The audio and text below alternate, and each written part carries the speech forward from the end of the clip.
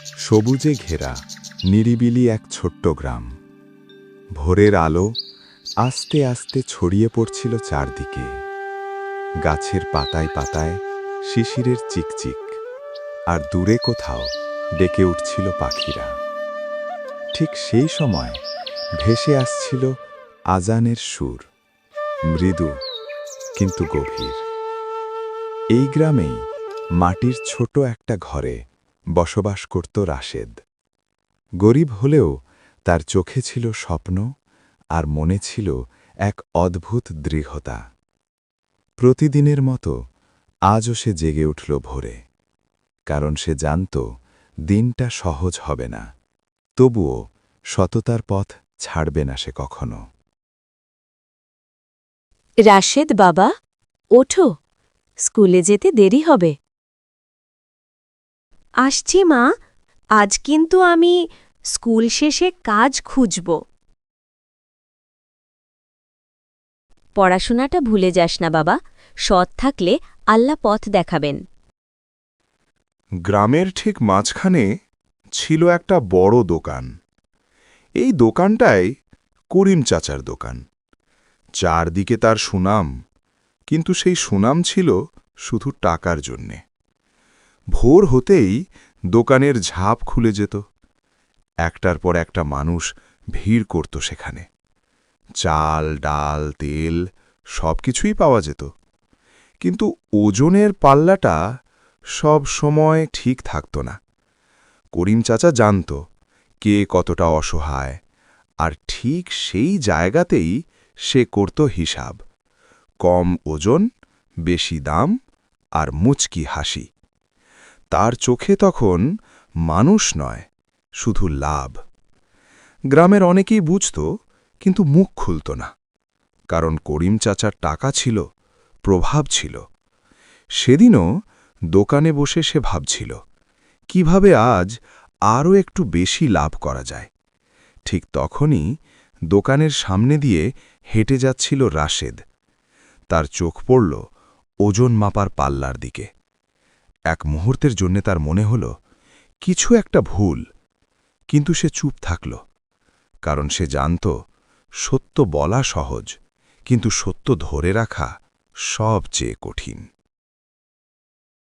এই গ্রামে টিকতে হলে চালাক হতে হয়, সোজা মানুষ দিয়ে কিচ্ছু হয় না। চাচা, ওজন কম দিলে মানুষ ঠকবে তো। ব্যবসা বুঝিস না তো, চুপ থাক। গ্রামের ছোট্ট স্কুল ঘরটা সকাল হলেই ভরে উঠত শিশুদের কোলাহলে। কেউ বই খুলে বসেছে, কেউ জানালার বাইরে তাকিয়ে স্বপ্ন দেখছে নিজের মতো করে। সেই ক্লাসেই বসেছিল রাশেদ। তার চোখ ছিল সজাগ, মন ছিল প্রশ্নে ভরা।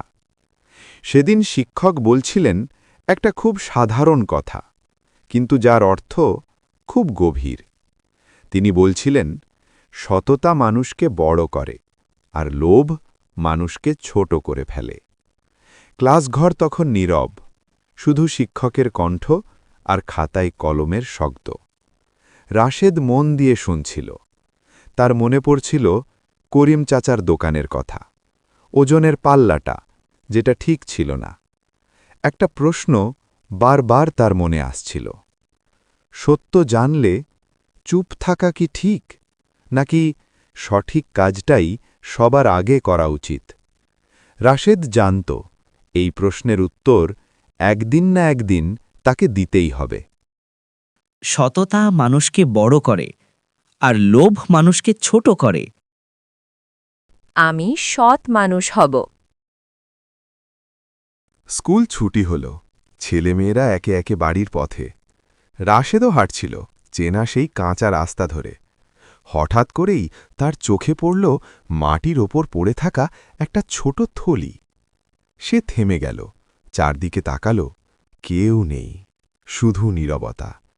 ধীরে ধীরে থলিটা হাতে নিল সে। ভিতরে ছিল অনেক টাকা। রাশেদের বুকটা ধক করে উঠল। রাশিদ, এত টাকা! ভাগ্য তোর খুলে গেছে রে। না রে হাসান, এই টাকা আমার না। কেউ তো দেখেনি, রেখে দিলেই বা ক্ষতি কি? ক্ষতি হবে আমার নিজের কাছে। রাশেদ সিদ্ধান্ত নিল টাকার মালিককে খুঁজবে। প্রশ্ন করতে করতে সে পৌঁছাল করিম চাচার দোকানে। দোকানের মুখে দাঁড়িয়ে একটু দম নিল সে, কারণ সে জানত এটাই তার জীবনের সবচেয়ে কঠিন মুহূর্ত। চাচা, আপনি কি আজ টাকা হারিয়েছেন? হ্যাঁ, তুই জানলি কিভাবে? এই থলিটা আমি রাস্তায় পেয়েছিলাম। তুই ফেরত দিতে এলি?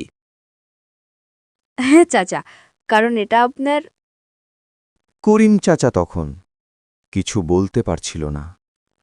একটা কিশোর যার কিছুই নেই, সে আজ তাকে সবচেয়ে বড় শিক্ষা দিল। তার চোখ নামল লজ্জায়। আমি মানুষ ঠকাই, আর তুই আমাকে সততা শেখালি। আজ থেকে এই দোকানে আর কোনো অন্যায় হবে না। আল্লাহ তোমার মঙ্গল করুক।